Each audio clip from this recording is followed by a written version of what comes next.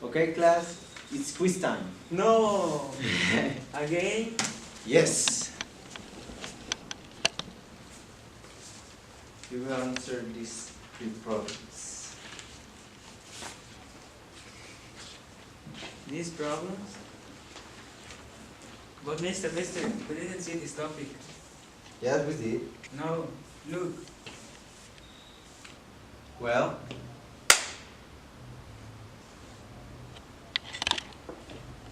Wow.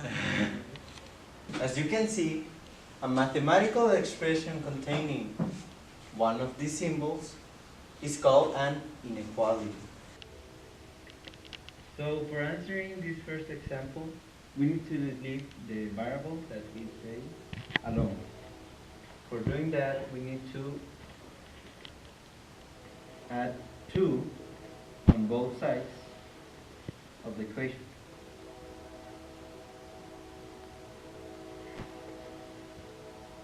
Adding them becomes the answer. Okay, class, I will be continuing explaining what we saw yesterday. Well, a little detail we need to remember is that when both sides of the inequality are multiplied or divided by a negative number, the direction of the inequality symbol is reversed. There are three types of solutions in inequalities. It's the set builder notation, like this, the number line, like this one, and the interval notation, like this. Well, when we have an inequality without variables, we need to prove it, if it's true or if it's false, as shown as the examples. Well, depending on the inequality symbol, we will have to put the answer that depends on the inequality symbol. Like for example, if we have greater than or less than, in the number line the endpoint would be like a circle. And if we write it in interval notation, it would be parentheses. As we said, the endpoint is not involved. And if it's a less than or greater than with an equal, the endpoint will be a circle filled, and in the interval notation will be brackets. And as I said, the endpoint would be involved. Now we're going to the next topic, compound inequalities. The compound inequalities are those that has these two words, and or. The and inequalities is where all the numbers that make for both parts true. For example, x is greater than 3 and x is less than 5.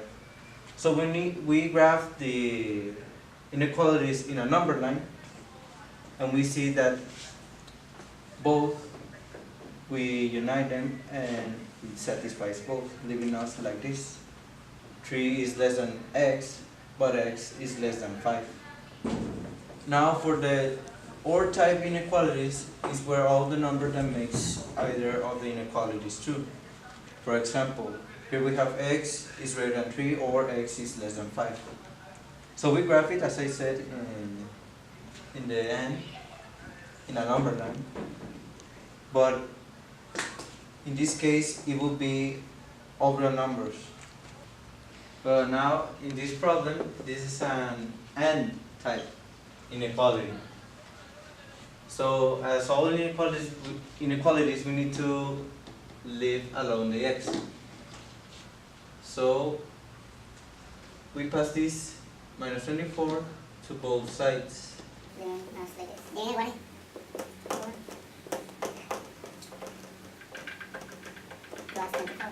As an opposite sign. Yeah. So we made a sum, it will be 16.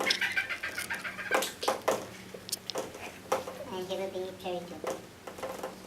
Now, as I said earlier, when we have a negative number multiplying the x, we pass it to the other side dividing. But we will be switching the symbols, and we will be reversing the symbols like this. So it will be 16 divide. We switch the symbol, and now it will be 32 negative 8. So doing these divisions, we will live with negative 2 is more than or equal than x, and it will be more than or equal than negative 4. Now, these two inequalities, we are going to express it in a number line. So we put the negative 1 and 1. It says that x is less than negative 1. And it's because it's less than, it would be an open circle, and it would go to negative infinity. These are some steps for graphing inequalities. The first step, replacing the inequality symbol with an equal sign, like this. Put the equation in slope-intercept form, which is already in it. Use x and y-intercept on the table. So we need to have the x-intercept and the y-intercept. I did it here. And then plot the boundary line. Oh yes, we graph these points in the graph, and then we plot it. It will be a dotted line because it's less than and it's not equal, so it will be like this. Then plot a checkpoint that is not in the boundary line. I will be using 0, 0.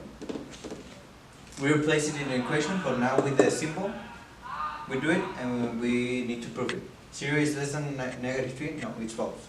So we know we will be shading the other side, as in step 6.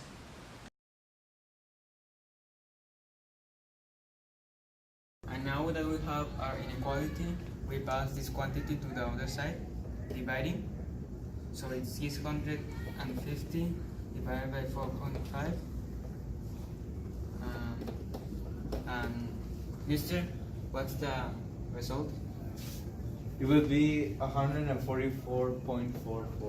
44? Yeah. 44.44. Yeah. So the answer. In this problem, Diagono scored 63, 85, and 95 on his first exams. So we have 63, 85, and 95. And his fourth exam will be an unknown quantity, so will be the x. In order to have the average, we have to divide everything by the number of items. So in here we have to divide by 4. And to have an average of at least 85 will be less than and equal 85 times 85, and is 340. So it's 243 plus x less than or equal 340. Then x is less than or equal 340 minus 243. What is the answer?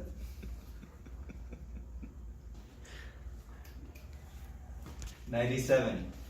Of course. So he has to obtain an answer greater than 97. Now that we have finished this topic, you will have exam tomorrow. An exam tomorrow?